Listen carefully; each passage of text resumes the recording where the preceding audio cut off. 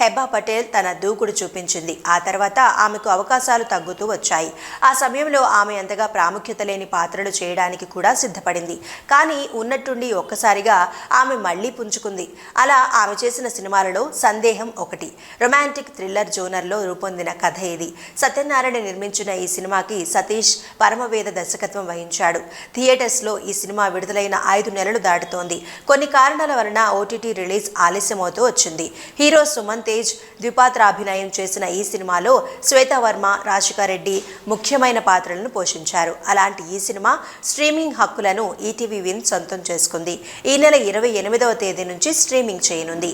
కథపై ఒక లుక్ వేస్తే శృతి హెబ్బా పటేల్ ఆర్య సుమన్ తేజ్ను ప్రేమిస్తుంది. కానీ కొన్ని కారణాల వలన ఆమె హర్షను పెళ్లి చేసుకుంటుంది. అయితే ఫస్ట్ నైట్ నుంచే ఆమె ఆర్యను దూరం పెడుతుంది. ఆ సమయంలోనే మళ్ళీ ఆమెకు దగ్గర కావడానికి హర్ష ట్రై చేస్తూ ఉంటాడు. ఇలాంటి పరిస్థితుల్లోనే ఆర్య చనిపోతాడు. ఆర్య మరణం పట్ల అతని చెల్లెలికి అనుమానం కలుగుతుంది. ఫలితంగా శృతి జీవితం ఎలాంటి మలుపు తిరుగుతుంది అనేది కథ.